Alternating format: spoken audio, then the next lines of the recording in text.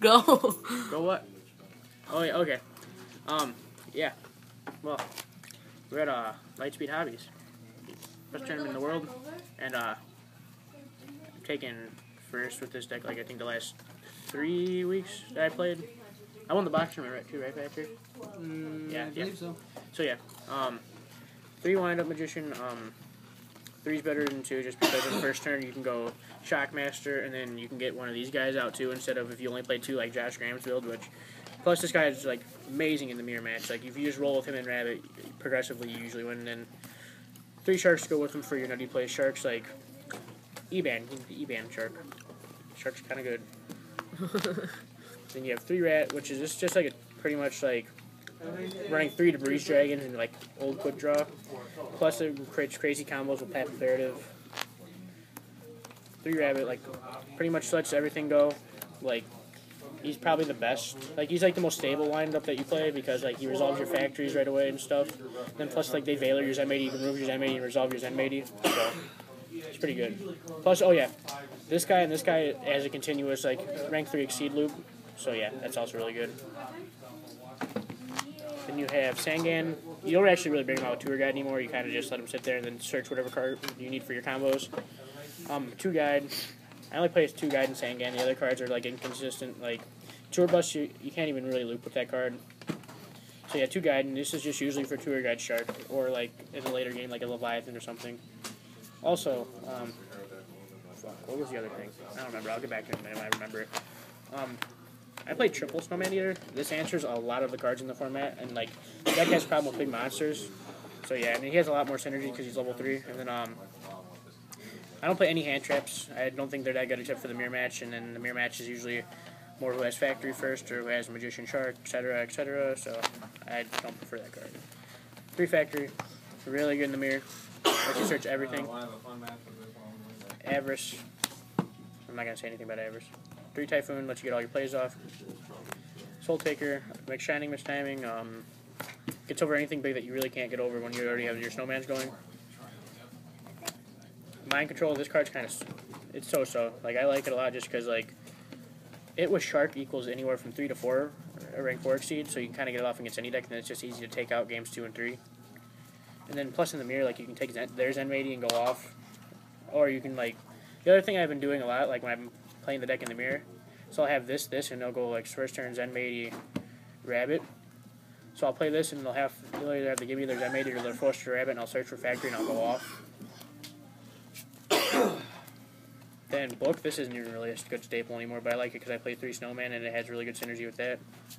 Then the Trinity cards. The traps are really standard. Solemn, 2 Warning, 2D Prison. This is better than Mirror Force just because it takes care of more problems within the whole game state rather than just Mirror Force +1, then later on in the game they Hero Blast you or something ridiculous.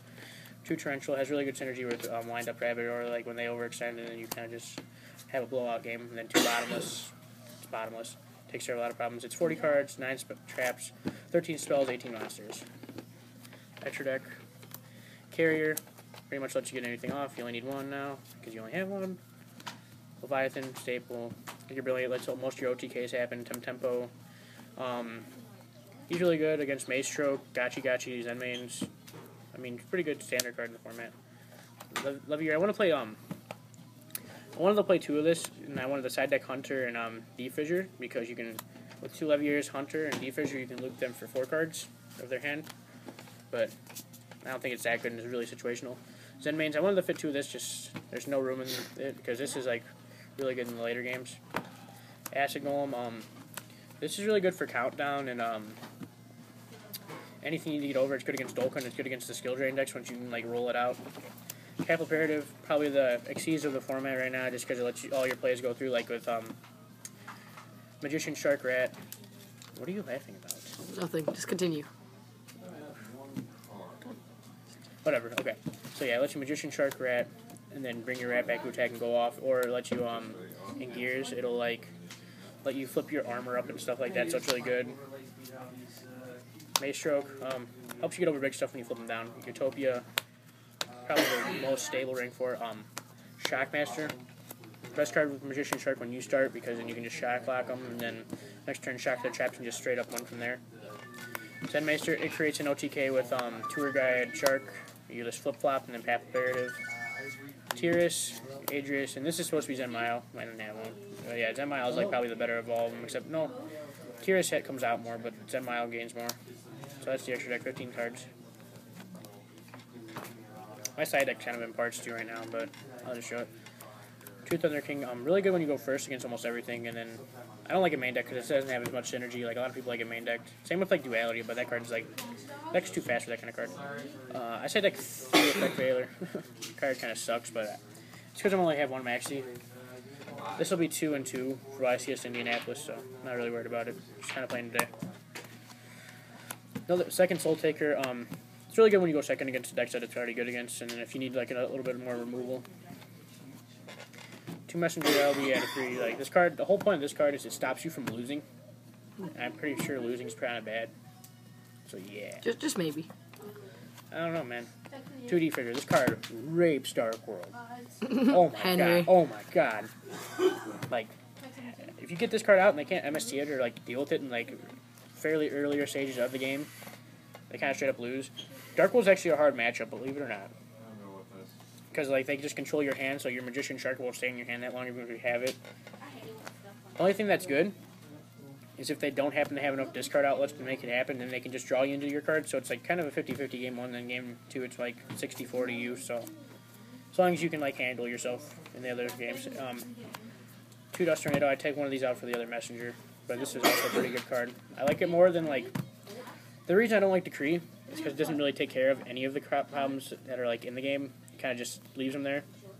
And then like Zing Zang Hu's actually really good. I would side that card, but I just don't have room. Like Zing Zang Hu, end phase is pretty good, and then it keeps your cards alive, and it also hits spells that are face down. Oh, and this is like the MVP in the mirror match. Needle Ceiling. Oh my god.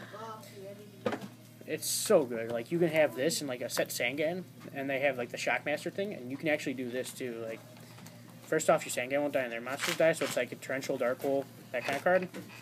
Then also, the other good thing is if they have Shockmaster, after they Shockmaster, like you can chain it to them declaring traps, and then their traps turn off for their turn, so you can just go Magician Shark and win right there. So yeah, Needle Ceiling's very MVP. Yeah, definitely the best deck. Play windups. I would definitely do that.